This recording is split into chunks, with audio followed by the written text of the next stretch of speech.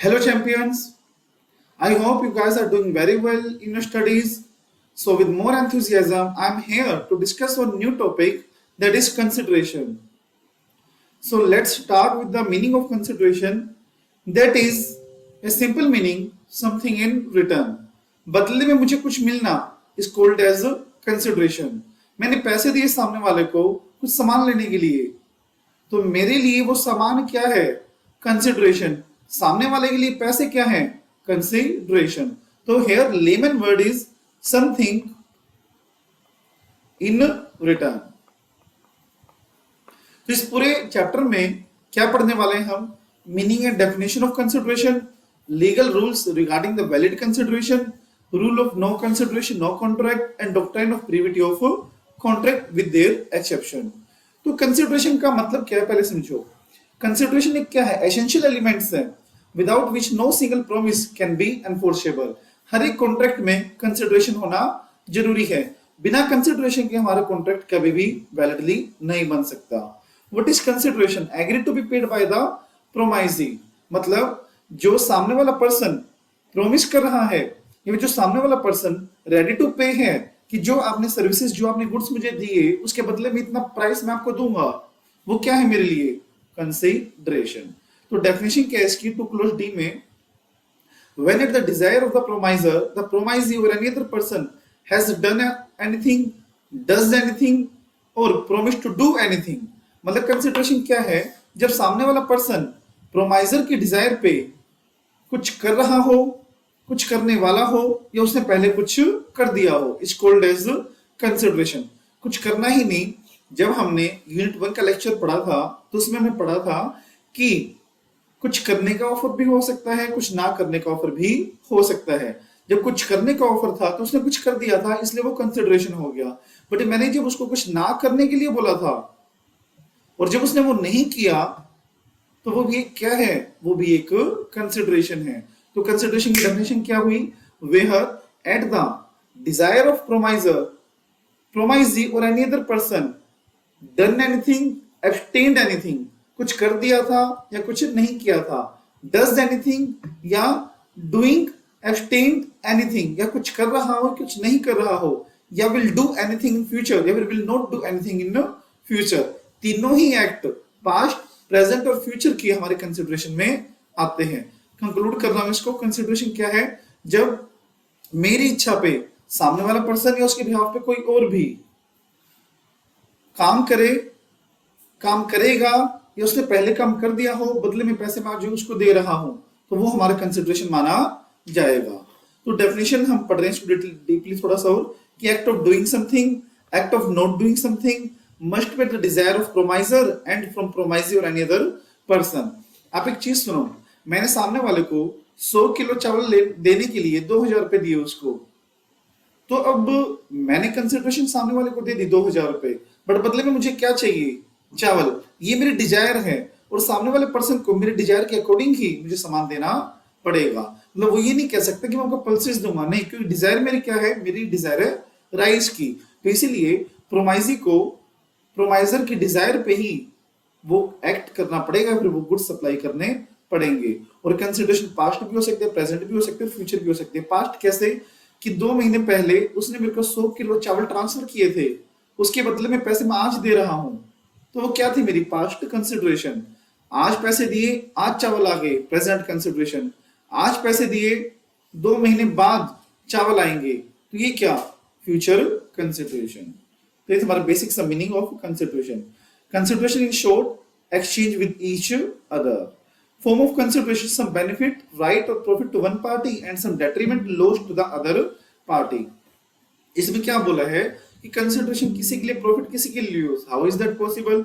Is it possible like, अब मैंने 2000 रुपए दिए सामने वाले को और सामने वाले ने मेरे को 100 kg ऑफ राइस दिए. अब मेरे लिए लॉस क्या है? 2000 रुपए. मेरे लिए प्रॉफिट क्या है? 100 kg राइस. सामने वाले के लिए प्रॉफिट क्या है? 2000 रुपए. सामने वाले के लिए लॉस क्या है? Minus 100 kg rice in his stock. तो ये है कंसिडरेशन, किसी के लिए बेनिफिट, किसी के लिए loss. Legal rules regarding the valid consideration, जैसा हमने कल भी पढ़ा था कि ऑफर के भी वैलिड रूल्स होते हैं, एक्सेप्टेंस के भी वैलिड रूल होते हैं, कॉन्ट्रैक्ट के भी वैलिड रूल होते हैं. तो कंसिडरेशन कैसे पीछे रह सकता है, इसके भी कुछ वैलिड रूल्स माने जाएंगे। Must be move at the desire of promisor, की प्रोमाइजर की डिजायर पे ही कंसिडरेशन सामने वाले पर्सन को जानी चाहिए।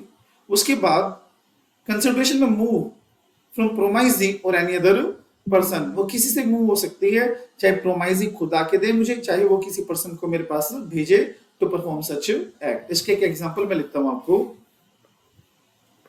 क्या एग्जांपल है इसका? अब मैंने सामने वाले को 2000 रुपीज दिए थे, बदले में 100 kg ऑफ राइस डिमांड किए थे।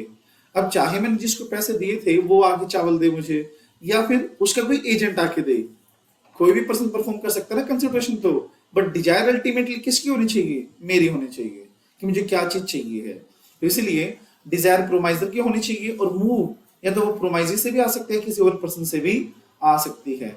इसलिए बोला गया है स्ट्रेंजर टू ए कॉन्ट्रैक्ट नहीं होना चाहिए, but stranger to a consideration हो सकता है। ये हम आगे पढ़ेंगे स्ट्रेंजर टू कॉन्ट्रैक्ट क्या होता है, बट अभी के लिए आप इस लाइन को ध्यान में रखो। Stranger to a consideration can be possible, but stranger to contract can not be possible. ये दो वैलिड रूल हम पढ़ चुके हैं। एग्जीक्यूटेड और एग्जीक्यूटरी कंसिडरेशन, मतलब जिसने अपना काम कर दिया हो उस पार्ट से बनेगा एग्जीक्यूटेड कंसिडरेशन, जिसका पार्ट अभी रहता हो उसका बनेगा एग्जीक्यूटरी कंसिडरेशन। कंसिडरेशन में पास्ट, प्रेजेंट और फ्यूचर, कंसिडरेशन पास्ट के लिए भी हो सकती है, प्रेजेंट के लिए भी और फ्यूचर के लिए भी। Consideration need not to be adequate, most important. क्या मतलब है इसका? कि कंसिडरेशन एडिक्वेट होनी नहीं चाहिए या भी जरूरी नहीं है? बताओ। इसमें है कंसिडरेशन का एडिक्वेट होना जरूरी नहीं है। ऐसा जरूरी नहीं है कि 200 रुपए की चीज मैंने 200 रुपए में ही ली हो, मतलब कोई 200 रुपए का प्रोडक्ट मैंने परचेज किया हो तो जरूरी नहीं है कि मैंने बदले में उसको कंसिडरेशन के तौर पे 200 रुपए ही दिए हो। इट इज पॉसिबल कि मैंने उसको 150 रुपए दिए हो या फिर 180 रुपए दिए हो बाय द डिस्काउंटिंग फैक्टर, कि मैंने डिस्काउंट करवा लिया हो या फिर एनी अदर फैक्टर। तो इसीलिए कंसिडरेशन का एडिक्वेट होना जरूरी नहीं है। अगर वो इनएडिक्वेट हो तो भी वो वैलिड मानी जाएगी, पर वो लीगल होनी चाहिए। और वो लीगल भी नहीं है तो फिर वो वैलिड बिल्कुल भी नहीं है।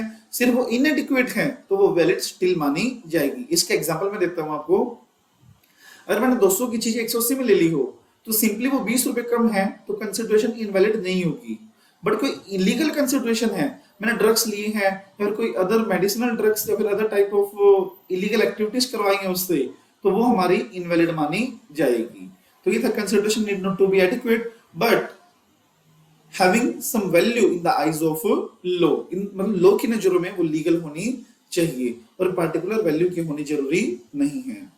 अगर वो शॉकिंगली लेस है, शॉकिंगली लेस का मतलब क्या है कि बहुत ही ज्यादा कम है, मतलब 100 रुपए की चीज को मैंने 10 रुपए में ले लिया, तो कोर्ट उसको कंसिडर कर सकता है कि जरूर कुछ ना कुछ दबाव या धमकी रही होगी, इसलिए इतने रुपए की चीज इतनी कम वैल्यू पे रिसीव हुई है। इसके एक्सेप्शन कह सकते हो आप कि इनएडिक्वेट होना इनवैलिड नहीं है, शॉकिंगली लेस होना भी इनवैलिड नहीं है, बट कोर्ट इसको कि जब वो केस चलेगा तो ध्यान में रखेगा कि जरूर कुछ ना कुछ मिस हैपनिंग हुई होगी, जरूर कुछ ना कुछ एबनॉर्मल सिचुएशन हुई होगी जिसकी वजह से उसने इतने कम प्राइस पर गुड्स सोल्ड किए। तो इसीलिए बोला हुआ है कंसिडरेशन का एडिक्वेट होना जरूरी नहीं है बट लीगल होना जरूरी है।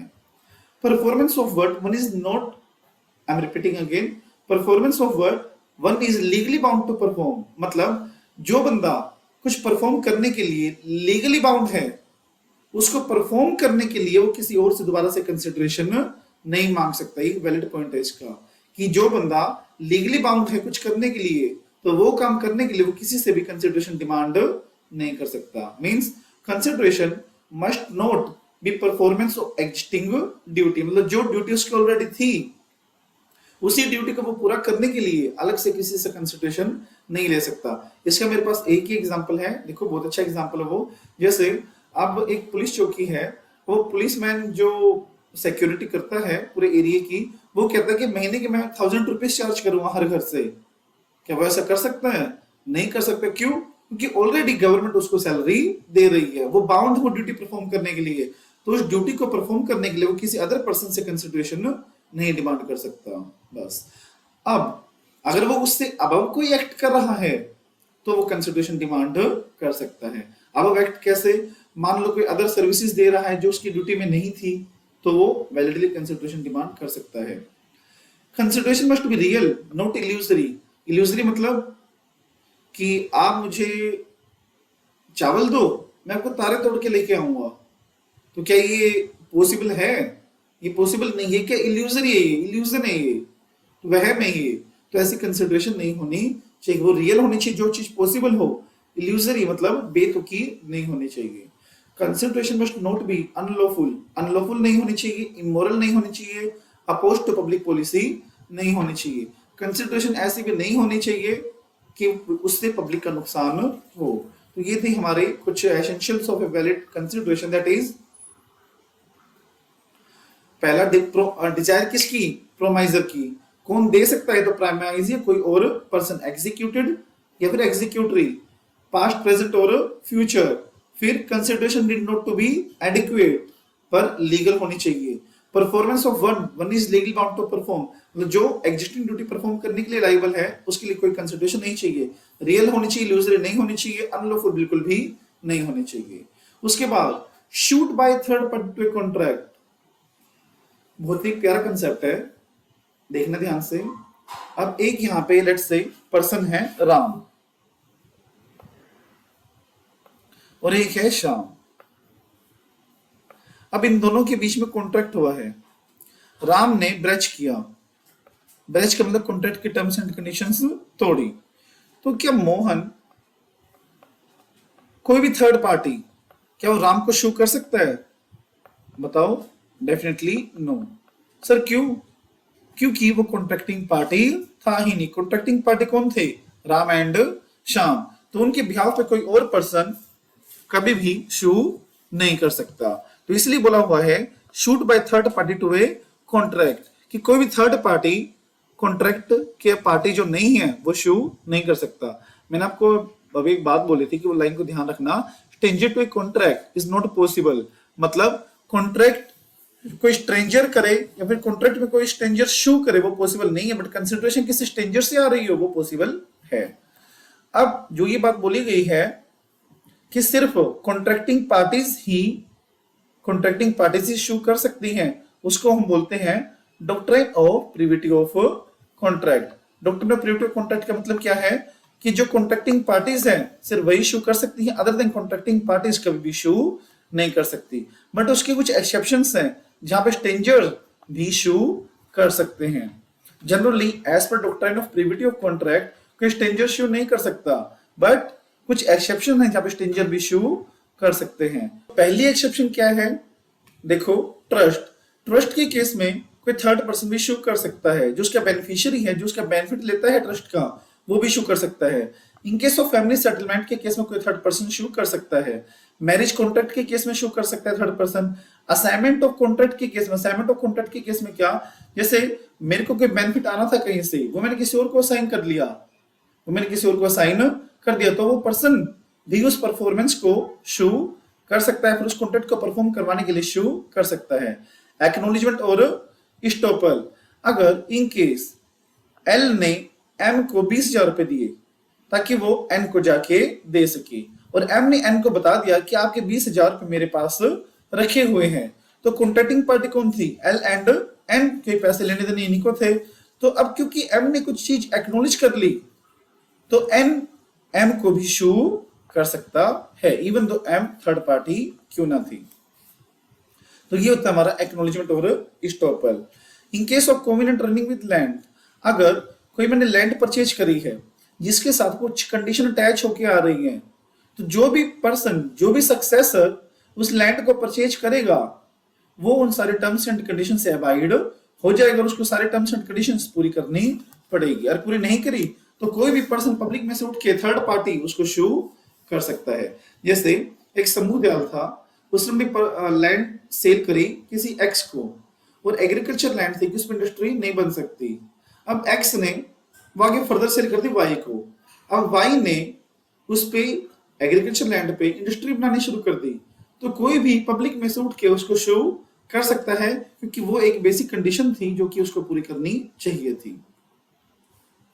Contract entered through an agent, अब एजेंट की केस में कंसिडरेशन की नीड नहीं है। इन शॉर्ट, एजेंट के केस में भी कोई थर्ड पर्सन शो कर सकता है। Principal can enforce the contract entered by his agent where the agent has acted within the scope of his authority। अब कॉन्ट्रैक्ट एंटर कौन करता है? एजेंट करता है, बट प्रिंसिपल भी उसको शो कर सकता है, तो यहाँ पे थर्ड पार्टी भी शो कर सकती है। तो बेसिक सी बात है, हमने क्या पढ़ा अभी, कुछ ऐसे केसेस पढ़े जहां पे थर्ड पार्टी भी शो कर सकती है। मैरिज के केस में, ट्रस्ट के केस में, फैमिली सेटलमेंट के केस में, कोवेनेंट रनिंग विद लैंड के केस में, और बताओ क्या था, एजेंसी के केस में। एंड देन एक्नॉलेजमेंट स्टॉपल, मतलब किसी थर्ड पार्टी ने एक्नॉलेज कर दिया कि मैं ये काम करूंगा, तो even though party to the contract वो ना भी हो तो भी उसको कोई शो कर सकता है। असाइनमेंट के केस में बस ये 7 पॉइंट है जो कि आपको याद करने हैं इन case of doctrine of privity of contract. Non doctrine its exception of doctrine of privity of contract.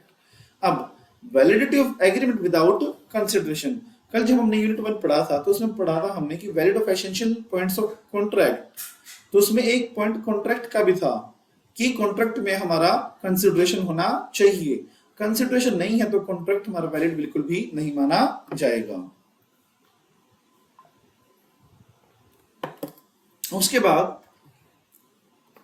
Without consideration अगर कोई एग्रीमेंट बना है तो वॉइड माना जाएगा, बट इसकी भी कुछ एक्सेप्शंस हैं। क्या एक्सेप्शंस हैं? कि इन चीजों में, इन केसेस में अगर कोई कंसिडरेशन ना भी हुई तो भी वो वैलिड माना जाएगा। नो कंसिडरेशन नो कॉन्ट्रैक्ट की एक्सेप्शन है ये। पहला नेचुरल इलेमेंट अफेक्शन, अगर इलेमेंट अफेक्शन में कोई कॉन्ट्रैक्ट बना हो तो उसमें कंसिडरेशन की नीड नहीं है, बट 4 कंडीशन पूरी होनी चाहिए। उनके बीच में नेचुरल इलेमेंट अफेक्शन होना चाहिए, नियर रिलेशनशिप होना चाहिए, राइटिंग में होना चाहिए, और वो किसी लॉ के अंडर रजिस्टर्ड होना चाहिए। Compensation for past voluntary services, past में किसी पर्सन ने कोई अपने आप सर्विसेज दी थी बिना मांगे, और आज के टाइम पे सामने वाले पर्सन ने एग्री कर दिया कि वो उसको उस वॉलंटरी सर्विसेज की पेमेंट करेगा, तो आज उसको कोई नई सर्विसेज नहीं आ रही है, बट फिर भी वो कॉन्ट्रैक्ट वैलिड माना जाएगा। इवन दो जैसे ए ने बी को कोई वॉलंटरी सर्विसेज दी थी बिना मांगे, अब बिना मांगे सर्विसेज दिए तो वो पैसे नहीं मांग सकता, पहली बात ये।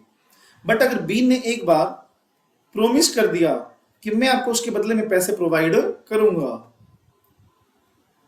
तो आज बेशक से बी को कोई कंसिडरेशन नहीं मिल रही हो तो फिर भी वैलिड माना जाएगा कॉन्ट्रैक्ट, एक बार प्रॉमिस कर दिया तो। पर कंडीशन क्या है कि वॉलंटरी होनी चाहिए, पास्ट सर्विसेज प्रोमाइजर के लिए ही होनी चाहिए, और प्रोमाइजर उस टाइम पे एग्जिस्ट करता हो जिस टाइम पे वो सर्विसेज दी हो। जैसे प्रोमाइजर कौन, जिसने प्रॉमिस किया है कि मैं पैसे दूंगा, तो पहले वो सर्विसेज प्रोमाइजर के लिए ही दी हो, और जब वो सर्विसेज दे रहा था उस टाइम में प्रोमाइजर एग्जिस्ट होना चाहिए, और उसकी इंटेंशन भी होनी चाहिए कि मैं प्रॉमिस करूंगा, मतलब दबाव नहीं होना चाहिए कि धमकी नहीं होनी चाहिए। प्रॉमिस टू पे टाइम बार डेट, ये आप अच्छे से समझो क्या मतलब है इसका। देखो अब यहाँ पे एक केस ले लेते हैं, मिस्टर ए था, मिस्टर ए ने कुछ डेट देना था बी को, लेट्स से 10 लाख रुपए, 3 साल एक्सपायर हो गए और वो डेट क्या हो गया, टाइम बार्ड। अब बी वो पैसा डिमांड नहीं कर सकता कि टाइम बार्ड हो गया है वो, बट बीइंग ए ह्यूमन ए ने उसको प्रॉमिस कर दिया कि मैं आपको 10 लाख रुपए प्रोवाइड करूंगा 1/4/24 को। आप ये बताओ, जो पुराना कॉन्ट्रैक्ट था वो तो टाइम बार्ड हो गया, मतलब इनवैलिड हो गया, क्या आज उसको कोई नई कंसिडरेशन आ रही है? सर नहीं आ रही, बट जो कंसिडरेशन का प्रॉमिस किया है उसने वो, तो वही तो एक्सेप्शन है कि आज बेशक से उसको कुछ भी नहीं आ रहा हो, बट जो टाइम बार्ड के लिए प्रॉमिस कर दिया हो तो भी वो वैलिड माना जाएगा इवन विदाउट एनी कंसिडरेशन। तो यहाँ पे हम क्या पढ़ रहे हैं, promise in writing signed by the person who making it, time barred that is valid even without any consideration, चाहे इसमें कंसिडरेशन ना भी हो तो भी ये वैलिड माना जाएगा। आफ्टर दैट एजेंसी के लिए कोई कंसिडरेशन की रिक्वायरमेंट नहीं है। कंप्लीटेड गिफ्ट के लिए कोई कंसिडरेशन की रिक्वायरमेंट नहीं है। बेलमेंट का मैंने वीडियो डाली हुई है आपको। बेलमेंट क्या होता है, किसी स्पेसिफिक पर्पस के लिए मैं किसी को गुड प्रोवाइड कर रहा हूं इवन विदाउट एनी कंसिडरेशन, तो भी वो हमारा वैलिड माना जाएगा। ओके, एंड चैरिटी, चैरिटी के केस में भी कोई कंसिडरेशन की रिक्वायरमेंट नहीं है। तो ये था हमारा unit number 2, that is consideration. इसमें क्या पढ़ा मैं आपको ओवरव्यू देता हूं एक बार चैप्टर की। फर्स्ट पेज पे आओ।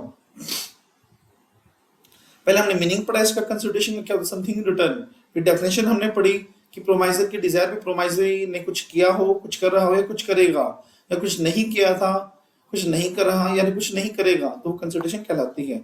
लीगल रूल क्या होने चाहिए, past present future executed performance of what one is legally bound to perform, वो सब थे। No consideration no contract, doctrine of privity, but कुछ एक्सेप्शन थी जब थर्ड पार्टी इशू कर सकती है। कौन सा, ट्रस्ट, फैमिली सेटलमेंट, एजेंसी हो गया, जैसे एक्नॉलेजमेंट हो गया, असाइनमेंट हो गया, और 2-3 और थे, वो कर लेना आप लोग। और फिर एक्सेप्शन हमने पढ़ा डॉक्ट्रिन ऑफ प्रिविटी का, ये था जो मैंने अभी आपको एक्सप्लेन किया। नो कंसिडरेशन नो कॉन्ट्रैक्ट में हमने अभी क्या पढ़ा था कि कंसिडरेशन की रिक्वायरमेंट नहीं है, बट फिर भी कॉन्ट्रैक्ट वैलिड माना जाएगा। कौन से केसेस में, अब हमने पढ़ा था नेचुरल लव एंड अफेक्शन के केस में, पास्ट वॉलंटियर सर्विसेज का कोई प्रॉमिस कर रहा है पे करने का उस केस में, टाइम बाय डेट को पे करने के केस में, चैरिटी के केस में, और हमारा ये एजेंसी के केस में कोई भी कंसिडरेशन की जरूरत नहीं। Even in the bailment, bailment की केस में भी कोई कंसिडरेशन की रिक्वायरमेंट नहीं है। तो गाइस ये थी हमारी यूनिट नंबर 2। तो इसको ढंग से पढ़ देना। नोट्स आपको टेलीग्राम चैनल पे मिल जाएंगे, टेलीग्राम चैनल का लिंक मैं कमेंट बॉक्स में डाल दूंगा। और वीडियो अच्छी लगी हो तो लाइक कर देना, कमेंट कर देना, और अपने जो सीए फ्रेंड्स हैं उनके साथ भी शेयर कर देना। Thank you guys, have a nice day.